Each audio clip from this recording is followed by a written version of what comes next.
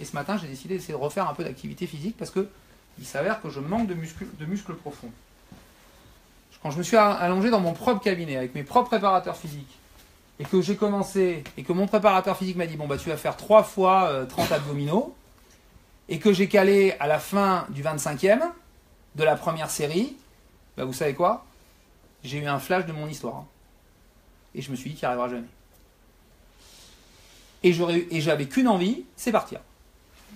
Et tous les gens dans cette salle-là l'ont vécu au moins une fois. Et sauf qu'à un moment donné, il faut pouvoir en parler. Et à qui vous allez en parler? À une blouse blanche. Dans un espace confiné, dans un endroit où vous pouvez parler de vos problèmes, ça s'appelle... Et pourquoi? Parce qu'il y a le secret médical. Et que de temps en temps, c'est bien de poser le secret médical. Ensuite, il y a des amis à qui vous avez confiance, il y a éventuellement les coachs. Voilà. D'où l'idée d'arriver à faire un staff. Alors, voilà, je reviens, la problématique rencontrée, le regard des autres, l'échec de la pratique, les notions de blessure, son propre regard, les types de prise en charge, sont-elles adaptées, bien encadrées, est-ce qu'on est rassuré? Voilà. Ça, c'est des problématiques qu'on rencontre quand on veut faire du sport. Comment pratiquer? Il faut quand même avoir des personnes formées qui sont au courant des objectifs qu'on veut atteindre. Ça va être d'autant plus, et ça c'est la problématique.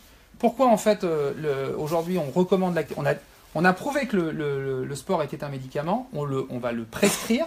On va le prescrire parce qu'on sait qu'il doit être fait, parce qu'il va guérir des gens. Parce qu'aujourd'hui contre le diabète, c'est le seul médicament. Contre l'obésité, c'est le seul médicament. Contre la lombalgie chronique, c'est le seul médicament. Il y a aujourd'hui plein de pathologies, il n'y a pas que l'obésité dans la pathologie chronique. On sait que dans le cancer, si c'était le seul médicament, on serait tous contents.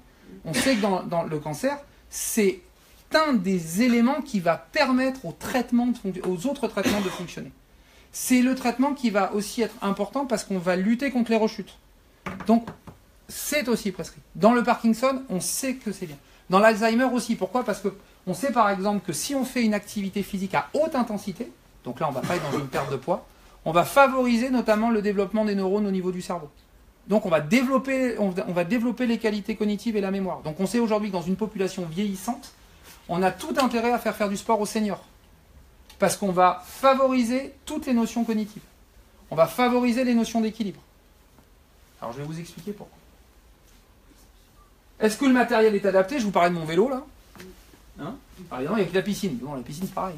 Quand vous rentrez dans le vestiaire, qu'il y a plein de monde, que le vestiaire est grand comme ça, parce qu'ils ont fait des cages à poules, et qu'ils ont mesuré le type d'un mètre 75 qui fait machin, et que vous faites ah bah pardon, excusez-moi, tout va bien.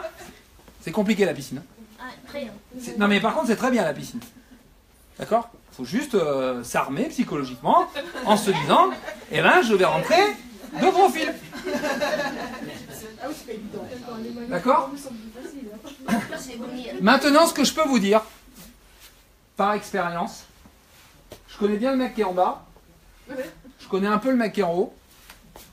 En tout cas, j'en ai rencontré quelques-uns des mecs comme en haut qui sont les mêmes. Il n'y a pas beaucoup de différence entre le mec d'en bas et le mec d'en haut. D'abord, ils sont aussi déséquilibrés les uns que les autres, parce que d'abord, pour faire ce qu'il fait Nadal ou Federer, faut être fou.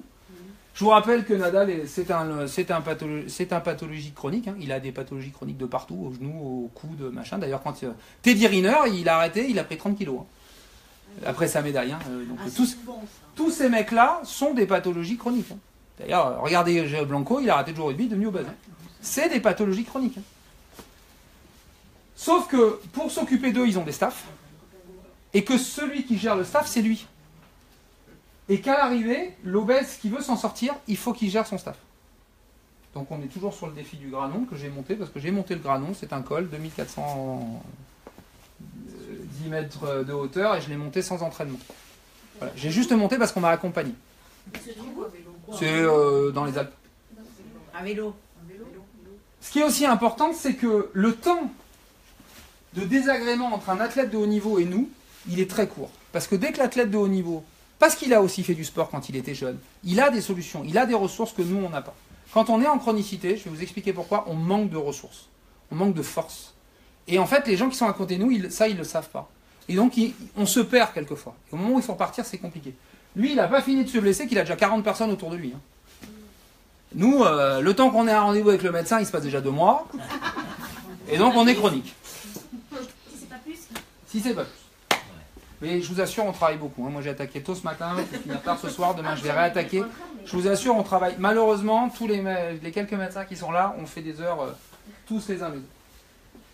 Donc, je vais essayer de vous expliquer comment vous pouvez construire un staff. Alors, il y a des choses qui sont payantes, il y a des choses qui sont gratuites. Ce qu'il faut comprendre, c'est à quoi ça sert. Voilà. Si tout était remboursé, je serais ravi de vous dire que tout était remboursé, mais tout n'est pas remboursé.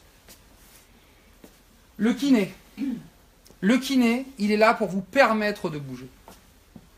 Alors, je sais qu'on est en direct sur Facebook, donc si mes confrères m'entendent, surtout ne me jetez pas la pierre.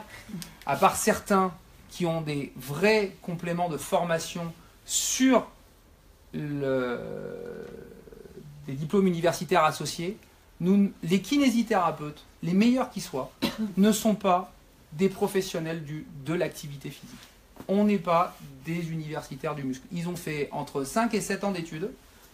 Mais par contre, parce que je suis capable de dire que j'ai besoin des préparateurs physiques pour aider mes patients, j'attends des préparateurs physiques beaucoup. Et pas de s'occuper que de la zone du milieu et que des gens qui vont bien. À un moment donné, les préparateurs physiques, si vous avez décidé de vous occuper de gens, c'est pas pour ceux qui sont ici, c'est pour ceux qui sont sur Facebook. Si vous avez décidé de vous occuper de gens comme Rafael Nadal, c'est-à-dire de gens comme nous, vous devez vous y filer pour avoir les objectifs et pour nous emmener au-delà du mur. Ou en tout cas pour répondre aux objectifs des médecins qui ont besoin de masse musculaire. Voilà. Il faut des gens pour faire du toutou-youtou pour que l'esprit aille bien. Il faut des gens qui fassent du muscle parce qu'on a besoin de muscle. Il faut des gens qui développent les qualités cardiovasculaires parce qu'on a besoin de cardiovasculaire. Et donc ça veut dire faire un staff de gens compétents. Pour ça, il faut un bilan, globalement, pour savoir si notre patient, il peut rentrer dans une activité cardiovasculaire adaptée. Est-ce que globalement, il a physiquement les capacités de le faire? Et quand on a fait golf et obésité, on a commencé comme ça. Je vous raconterai l'histoire d'après. Ensuite, ce qu'on attend aussi du kiné, c'est de faire en sorte d'optimiser cette posture.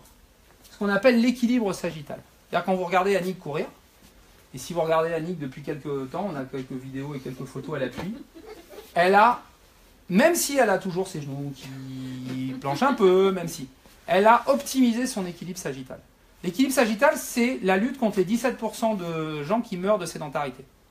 L'équilibre sagittal, c'est la capacité d'être grand ici. D'ailleurs, j'ai mis le bonhomme. Ça veut dire quoi? Ça veut dire que votre diaphragme, il va bouger correctement. Le diaphragme, c'est la respiration. La respiration, c'est la vie. Mais s'il bouge bien, vous allez améliorer votre digestion. Parce que le fait d'avoir de la place fait que vous allez améliorer votre digestion et votre transit. Ça me plaît beaucoup aux chirurgiens, même si, et surtout s'ils vous opèrent, comme s'ils ne vous opèrent pas d'ailleurs. Parce qu'une fois qu'ils vous ont opéré, il faut quand même que tout ça ce soit le plus grand possible, parce que mieux le tuyau il va fonctionner, mieux c'est. Parce que l'absorption, notamment dans le tube digestif, n'est pas la même en fonction des niveaux. Donc, si ça absorbe bien au début, ça absorbe mieux après. Donc, le fait d'avoir cet équilibre sagittal-là, d'être la plus grand possible, c'est bon pour la santé. Et c'est ça qu'il faut vérifier. Ça agit contre le stress et les émotions. Pourquoi? Parce que vous respirez bien. Quand on est comme ça et qu'on est hyper... Voilà, c'est plus compliqué, c'est mieux d'être comme ça. Mais pour être comme ça, il faut pouvoir s'appuyer sur cette zone humide. Donc, le gros du travail, nous, c'est d'essayer de voir comment sont nos athlètes ou nos patients, et on lutte contre ça, on va optimiser cette chose. Donc ça, c'est important. Il y a un autre élément, en fait, aussi qu'il faut essayer d'identifier, c'est la peur de bouger, la kinésiophobie. À un moment donné, on est tous là. On perd 30 kilos, qu'est-ce qu'on fait? On les reprend, ou on va voir de l'autre côté du mur ce qu'il y a? C'est l'histoire de ma mère. Je croise ma mère, elle me dit « je t'ai pas reconnu ». Je vais dans la solution de facilité, je me mets là, maman me reconnaît, je suis heureux. Ou, je vais là. Puis là-bas, je ne sais pas trop ce qu'il y a. C'est l'inconnu. Puis je vais expliquer à maman que c'est pas parce que je suis devenu maigre que je l'aime plus. Puis je vais m'expliquer à moi que, voilà, je vais dans une notion d'inconnu. Ça va être dur. Mais de toute façon, c'est dur dans les deux cas. Hein. Parce que, soit c'est dur là, mais je découvre quelque chose et je le surpasse. Hein, nickel. On peut galérer. Ou je vais là-bas, et de toute façon, là-bas, la solution, c'est la mort. Donc, dans les deux cas, voilà. Sauf que là-bas, je ne peux pas y aller tout seul. Il faut des gens qui m'aident. Mais ça, ce sentiment de kinésiophobie, médecin à l'appui, on sait aujourd'hui, alors ça, c'est un slide que j'ai repris de la douleur, mais il va pour toutes les pathologies chroniques. On sait qu'à un moment donné, quand on change de système, notre cerveau, c'est ce que tu disais très bien sur là, notre cerveau, eh ben en fait, il se modifie aussi parce que à côté, en fait, au niveau du cerveau, il y a ce qu'on appelle la zone préfrontale. Vous avez juste à côté la zone du plaisir et la zone de la douleur.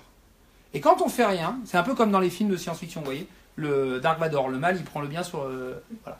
Mais sauf que ça, c'est réversible. C'est-à-dire que si vous vous mettez à faire de l'activité physique, vous allez inverser le processus. Et vous allez lutter contre cette kinésiophobie. Donc cette kinésiophobie, oui, elle est dans votre tête, mais oui, elle est réversible. Et peut-être que là, il faudra le kiné qui vous fait du bien, le préparateur physique à qui on a dit qu'effectivement vous avez peur, le psy, parce qu'il faudra un psy, parce que c'est un professionnel du cerveau et que il faudra un psy. Voilà. Et vous allez dire, mais comment? Et en fait, les gens qui vont gérer tout ça, c'est vous. Parce que c'est vous qui allez faire la communication entre tous ces gens. Mais encore faut-il que vous compreniez comment ces différentes personnes vont vous aider. Mais avoir peur d'eux, c'est pas grave. Et il faut le dire. Parce que avoir peur d'avoir mal, c'est rentrer dans un comportement d'évitement. Mais ça veut pas dire... Mais le mal, il n'est pas que physique. Si j'ai mal au genou, ça, c'est la grosse problématique. Et quelquefois, c'est même le professionnel de santé. Sylvie, si tu m'écoutes. Je sais que tu as peur pour ta patiente. Sauf que quand on leur a bien tout expliqué que ce qu'elle fait peut globalement lui faire mal au genou, sa médaille à elle, c'est son truc des pyramides. Nadal, il sait qu'il se flingue le genou. Est-ce qu'à aucun moment il n'aurait pas eu envie de vivre la finale qu'il a vécue contre Federer? Bien sûr que oui. Alors pourquoi Nadal a le droit de le vivre et pourquoi elle n'a pas le droit de le vivre? Après, une fois qu'on lui a bien expliqué, il ne faut pas qu'elle vienne nous dire après vous m'avez pas dit que j'allais avoir une prothèse. Mais c'est un choix. Ce qu'il faut, c'est bien leur expliquer. Voilà. Et ça, c'est le comportement d'évitement. Voilà. Et ça, le comportement d'évitement, c'est un symptôme, et ce symptôme, il se traite. Et il se traite, alors là, je vous le dis tout de suite, il ne se traite pas seul. Il n'y a pas aujourd'hui une personne qui peut traiter les sentiments d'évitement et la kinésiophobie seule. Voilà, là, c'est l'union de nos expertises. Kiné, APA, préparateur physique, coach, si on médecin, il faut être main dans la main. Parce que ça, c'est compliqué. Évidemment, il faut que le patient il ait envie. Mais sachez que c'est un point et que ça gêne l'activité physique. Et que l'activité physique lutte contre ça. Je vous ai fait un petit concept sur la zone du milieu. La zone du milieu, c'est la capacité que tous les muscles abdominaux, dorsaux et muscles latéraux ont la capacité de se contracter ensemble. Quand on est en surpoids, eh ben on est comme ça. Parce on subit notre masse abdominale. Quand on est en surpoids et qu'à un moment donné on veut grandir, et ben tous les muscles, s'ils sont trop raides, d'accord, et ben ils empêchent cet autograndissement. C'est pour ça que parfois, il faut faire des étirements. Quelquefois les appâts, mais ça vous ne touchez pas les gens. Donc vous ne savez pas si les carrés des lombes ils sont raides. Vous ne savez pas si les muscles du dos ils sont raides. Vous ne savez pas si le transverse il fonctionne correctement. Vous ne savez pas si la patiente ou le patient il a globalement des faiblesses du périnée. Donc ça, vous avez besoin, tous les gens qui s'attachent à ce genre s'attaquent à cette pathologie, vous avez besoin d'un coup de main et vous avez besoin qu'on vous explique comment votre athlète va fonctionner. Et pour ça, n'hésitez pas à vous rapprocher des kinés parce que je pense qu'on est les seuls aujourd'hui, dans le monde médical, à avoir cette capacité de toucher le patient, pour votre mémoire, toucher le patient et rendre de l'information aux gens qui vont les faire bouger. Parce qu'en plus, vous ne les voyez pas déshabillés. Donc tester un transverse de l'abdomen quand on ne voit pas les gens déshabillés, c'est compliqué. Voilà. Et ça, c'est le concept du core stability. Alors le core stability, c'est le terme dans le monde du sport. Dans le monde médical, on appelle ça le contrôle lombo-pelvie fémoral. Mais c'est la même chose.